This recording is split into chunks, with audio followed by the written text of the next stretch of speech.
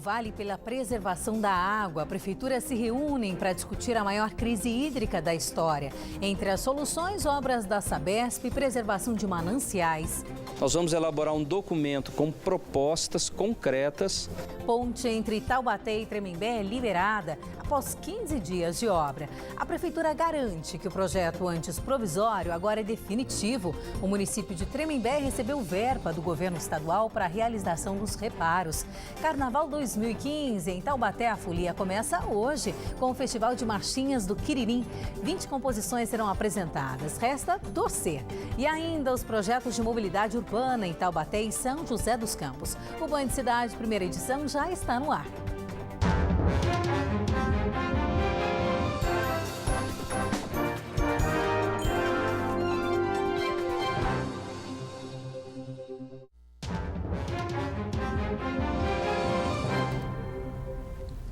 Muito boa tarde para você, 12h54. Preservação de mananciais, tratamento de esgoto e cobrança pelo uso da água. Essas são as soluções apontadas em uma reunião para amenizar os efeitos da maior crise hídrica da história.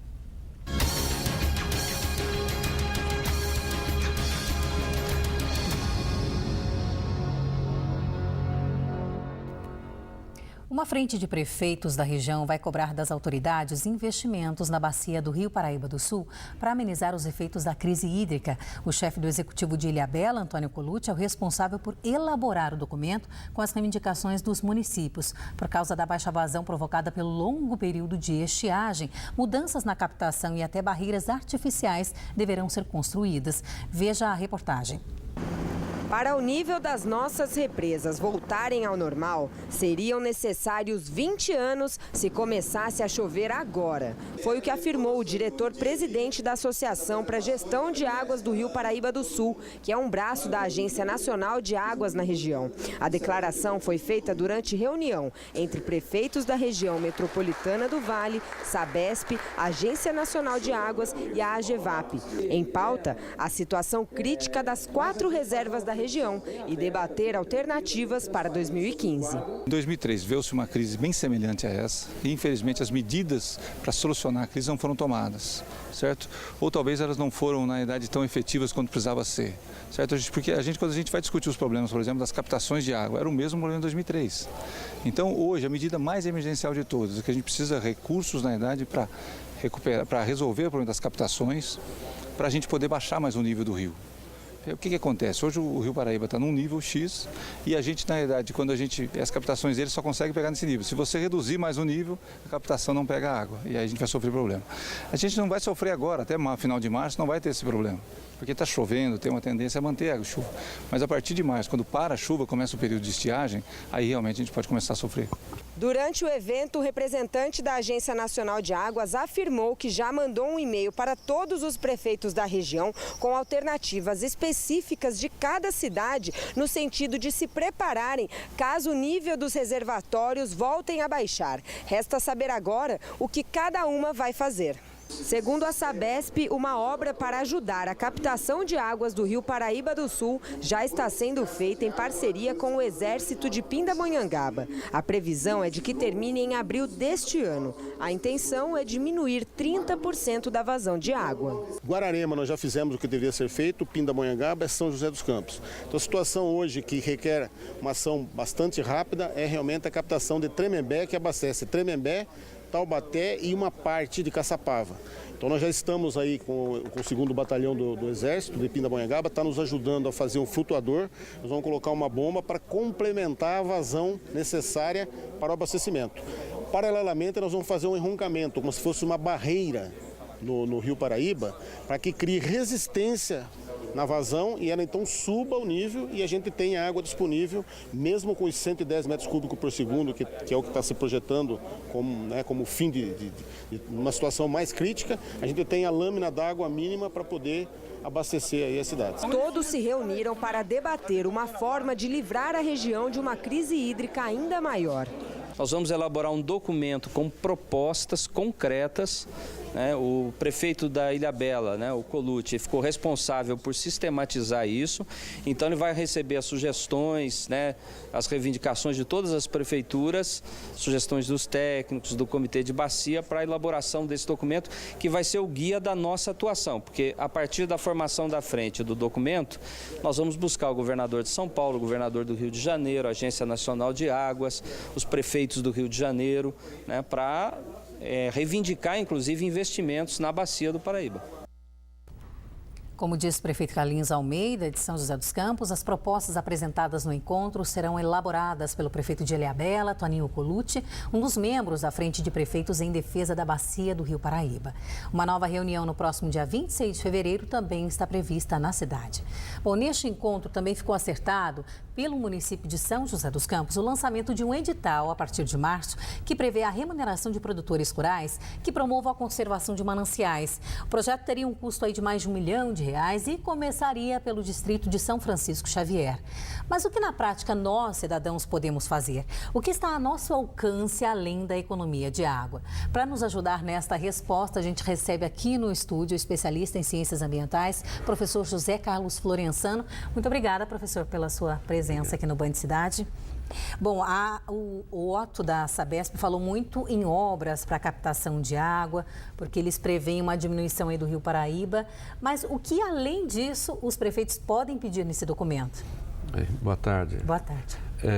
Eu acho que, além das obras relativas à captação, visando dar um nível mais baixo para poder fazer a captação para o abastecimento das cidades, nós não podemos deixar de lado também a qualidade dessas águas, porque como o próprio superintendente diz, haverá uma diminuição da água que passa na calha do Rio Paraíba, ou seja, o nível ele vai abaixar.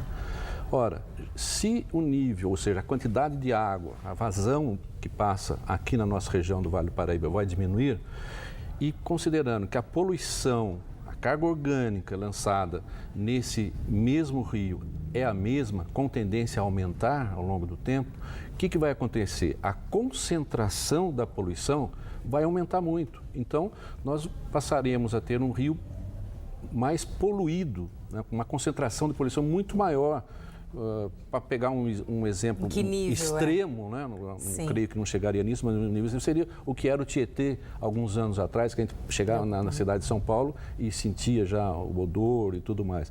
Então, é importantíssimo que os senhores prefeitos pensam como obras de compensação também a despoluição. Aliás, eu acho que a transposição do rio só deveria ser autorizada após a despoluição do rio. Agora, em relação à preservação dos mananciais, o que já acontece, por exemplo, através do programa Produtores de Água em Guaratinguetá, também pelo distrito de São Francisco Xavier, antes da gente pensar em água para o consumo, a gente precisa pensar na produção de água e isso através da preservação. Um simples ato, por exemplo, de um cidadão comum, como eu e o senhor, plantar uma árvore, ajudar? Ajuda muito, principalmente nas regiões das cabeceiras dos mananciais ou nas margens, seja as matas ciliares. Por quê? Porque onde há vegetação, a chuva cai e ela não escorre, ela demora mais ali naquela região, que dá tempo para ela infiltrar no subsolo e abastecer o lençol freático e até as calhas do rio. Então, toda ação é válida, e vai ficar. Eu tenho certeza que o legado dessa crise que nós estamos passando será um uso mais racional de água e de energia também, né? Professora, a gente só aproveitar o gancho, a vinda do senhor aqui no estúdio, para a gente mostrar onde tudo começa, né? O Rio Paraíba, a gente tem imagens aí da nascente do Rio Paraíba. Estando lá no ano passado, a gente percebeu a fragilidade não só da nascente, mas também de toda aquela área. Até mesmo onde tudo começa, a situação é preocupante. Isso deve se refletir também em toda a região do Vale. Aproveitando também a presença do senhor aqui, eu gostaria de pegar uma outra situação preocupante, que é o desperdício de água, né? Não só por parte da Sabesp, seja por meio de vazamentos, rede de distribuição, são 309 milhões de reais por ano. A Sabesp diz que investe 42 milhões de reais em obras. Eu gostaria que o senhor falasse por que se desperdiça tanto. Aí entra também a questão cultural. Nunca se deu assim, o valor devido à água. nós, os técnicos, sempre tivemos o cuidado de valorizar esse bem, né, natural que nós temos no nosso planeta, que sem ele não existe vida. Então, nós temos que, como eu falei, como legado dessa crise, tomar esses cuidados em casa, ao não desperdiçar água, ao fechar a torneira, ao fazer a barba, ao escovar o dente, utilizar a água da máquina de lavar roupa, Sim. que é uma água que já está com sabão, não está tão suja assim, para lavar o chão, a área de serviço, a garagem de casa. É uma água já com detergente, que pode ser bem utilizada, além de outras possibilidades, como seria até o aproveitamento de água de chuva para fins não potáveis, em alguns casos, e se for uma quantidade muito grande, até após um tratamento da água de chuva, se fazer até para fins potáveis, mas pelo menos para fins não potáveis, que seria os usos menos nobres, como Sim. lavagem de calçada, carro, economizar. E jardinagem, que é uma água pura para molhar o jardim, né? A água de chuva. Professor, muito obrigada pela presença do senhor aqui no estúdio da Band. Agradeço. Uma boa semana para o senhor e que a gente tenha boas notícias, né? Se Deus quiser, eu sou positivista. Obrigada, professor. Você quer saber um pouquinho mais das ações que contribuem para a preservação do meio ambiente? Acesse a fanpage do Projeto Rio Vivo, facebook.com/Projeto Rio Vivo. No próximo bloco aqui do Band Cidade, o assunto é a ponte entre Taubaté e Tremembé. Para você que utiliza o trecho, saiba o que a Prefeitura diz sobre a obra. Agora 1h04.